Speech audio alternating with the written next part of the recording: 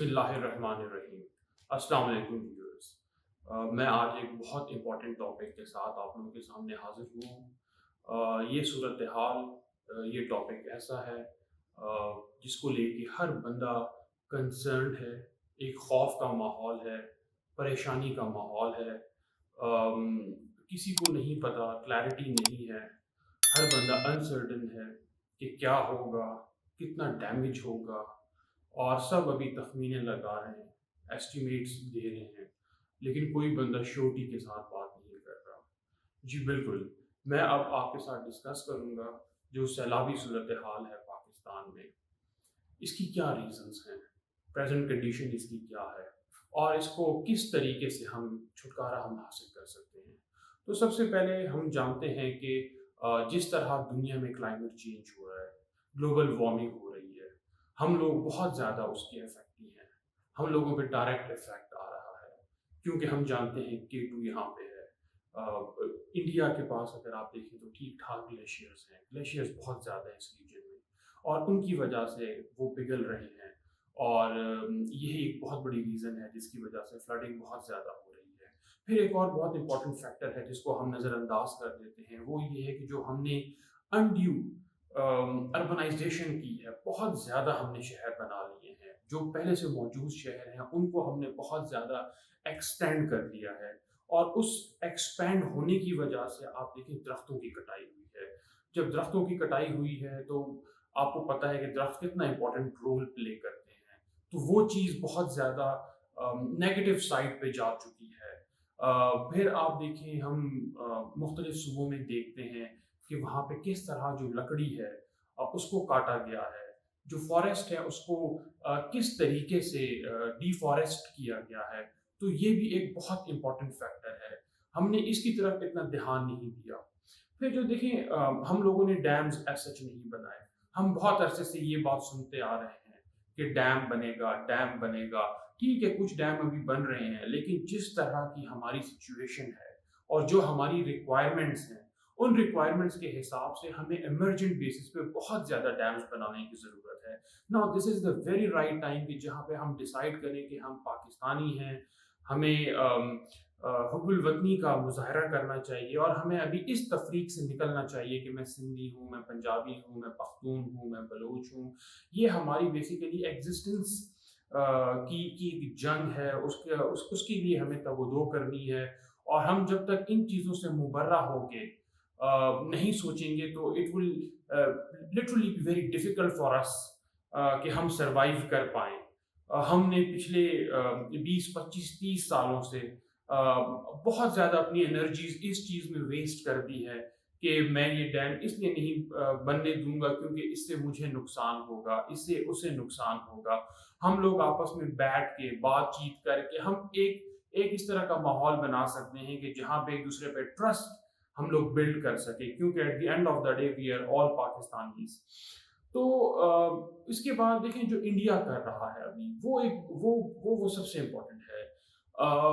Indus water treaty کے sign ہونے کے بعد یہ ڈیسائیڈ ہوا تھا کہ جو 3 دریا تھے وہ انڈیا کے پاس ہوں گے، راوی، ستلج اور بیاس، اور 3 جو ہیں وہ پاکستان کے پاس ہوں گے، دریائے سندھ، دریائے جہلم اور دریائے چناب۔ اچھا، سیلاب مونسون کے سیزن میں انڈیا میں بھی بہت زیادہ بارشیں ہوتی ہیں، ان کے ڈیمز جب وہ اپنی کیپیسٹی پہ پہنچ جاتے ہیں تو وہ اسپل ویز کھول دیتے ہیں، اور وہاں سے پانی پھر نیچے کی طرف آتا ہے، اور ڈیفینیٹلی نیچے ہم ہیں تو ہمارے پاس پانی آتا ہے۔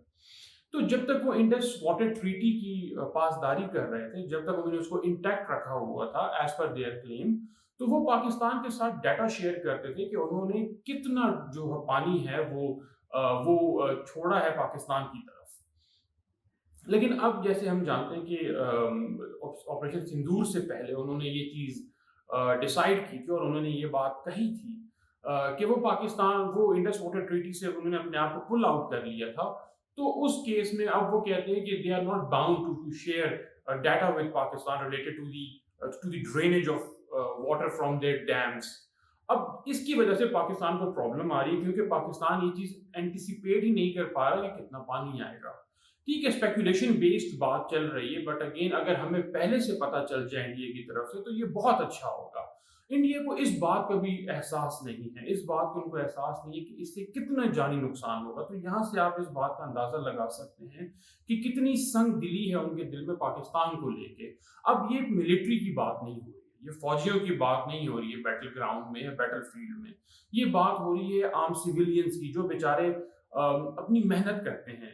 At the end of the day وہ بھی انسان ہے، لیکن انڈیا کو اس بات کا بالکل احساس نہیں ہے۔ انہوں نے جب دیکھا کہ ان کی کیپیسٹی پوری ہو رہی ہے تو انہوں نے پانی پاکستان کی طرف چھوڑ دیا، اور آپ دیکھیں کہ ابھی لوگ بیچارے پریشان ہیں، اور وہ ان کو پتہ ہے کہ تباہی ہونی ہے، خدا نہ خواستہ تباہی ہونی ہے، لیکن وہ بیچارے مجبوری سے دیکھ رہے ہیں، وہ اس کے علاوہ کچھ بھی نہیں کر سکتے۔ اس ٹائم فائر فائٹنگ تو ہو سکتی ہے، ٹھیک ہے، ریسکیو سروسز ہیں، ملٹری کام اپنا کر رہی ہے، لوگوں کو نکال رہے ہیں جہاں پہ وہ پھنسے ہوئے تھے، لیکن جو لوگ شہید ہو جائیں گے، جن لوگوں کا مالی نقصان ہوگا، پھر جو جس ٹرامے سے وہ گزریں گے، اس کی بھرپائی کون کرے گا؟ اچھا، میں پچھلے 15-16 سالوں سے یہ ایک روش دیکھ رہا ہوں، 2009-10 کی اگر میں بات کروں، جہاں سے میں نے دیکھنا شروع کیا تھا کہ سیلاب آتا تھا، سیلاب آتا ہے، لوگ شہید ہوتے ہیں، جانیں جاتی ہیں، لوگوں کا بہت نقصان ہوتا ہے، مویشی جاتے ہیں، فصلیں تباہ ہو جاتی ہیں، پھر کچھ عرصے بعد دوبارہ چیزیں نارملسی کی طرف چلی جاتی ہیں، پھر اگلے سال یا 2 سال بعد دوبارہ یہ آتا ہے۔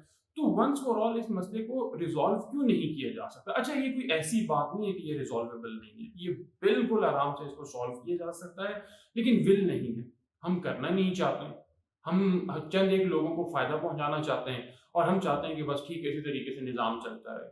جب تک عوام اپنے رائٹس کے لیے باہر، جائز رائٹس کے لیے باہر نہیں نکلے گی، تب تک دیکھیں کچھ بھی نہیں ہوگا۔ ہمیں یہ چیز دیکھنے کی ضرورت ہے کہ پچھلے 15-16 سالوں سے ایسا کیوں ہو رہا ہے؟ ہر سال مونسون، بارشیں، یہی سیلاب، نقصان، نعرے، اور پھر دوبارہ سے زندگی عام نارمل روٹین میں چلنا شروع ہو جاتی ہے۔ اس طرح میرے خیال میں نہیں ہونا چاہیے، بلکہ ہر ذی شعور انسان وہ یہی بات کہے گا کہ ایسا نہیں ہونا چاہیے۔ ہم ڈیمز کیوں نہیں بناتے؟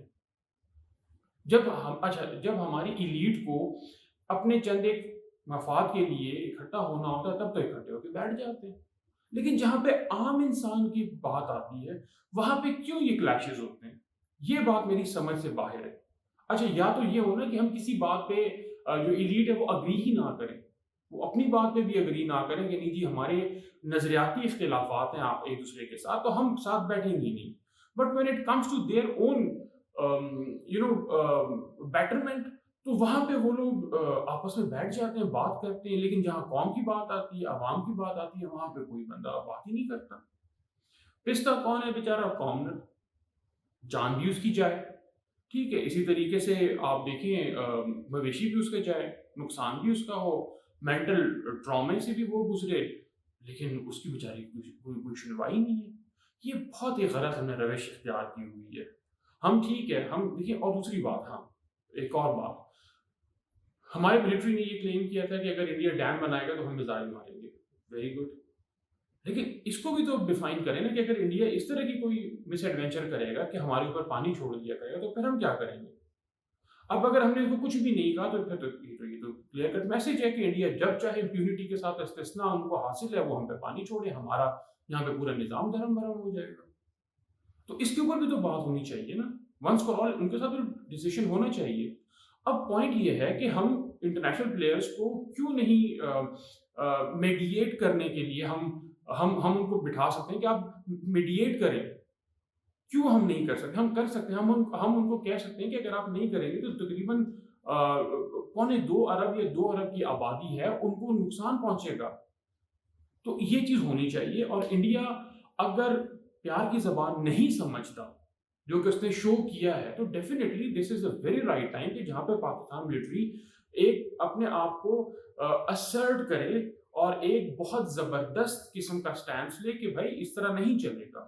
اگر ہم نے ان کو اس بار جانے دیا تو ریسٹ اشور کہ وہ اگلی بار بھی کریں گے، تھرڈ ٹائم بھی کریں گے، پھر ہم کیا کریں گے؟ اٹ مینس کہ ہر کچھ عرصے بعد وہ سیلاب وہ پانی چھوڑیں گے، ہم ایک فلڈ سچویشن میں اینڈ اپ ہوں گے، پھر ہم دوبارہ نارملسی کی طرف چلے جائیں گے۔ مطلب یہ سائیکل ہوتا رہے گا۔ It should not happen like this. بہت کلیئر کٹ پالیسیز پہ ہونی چاہیے. ہم اگر وہ پانی روکتے ہیں تب اگر ہم نے سٹینڈس لیا ہے، تو جب وہ پانی چھوڑیں گے تب بھی ہمیں کوئی سٹینڈس لینا چاہیے کہ نو دس از انف، اور ہم ان کے خلاف بہت زبردست طریقے سے کوئی پالیسی بنائیں اور پھر اس کی امپلیمنٹیشن کی طرف لے کے جائیں. تو میرے خیال میں آج کے لیے کافی ہے. پھر انشاءاللہ کسی اور ٹاپک کے ساتھ حاضر ہوں گا، اور میری طرف سے آپ سب لوگ ڈھیر سارا اپنا خیال رکھیں، اور میں امید کرتا ہوں کہ اس سیلاب سے ہم لوگ جلدی باہر نکلیں اور ہم دوبارہ بیک ٹو نارمل لائف ہوں. چلیں اپنا ڈھیر سارا خیال رکھیں. تھینک یو سو مچ. السلام علیکم.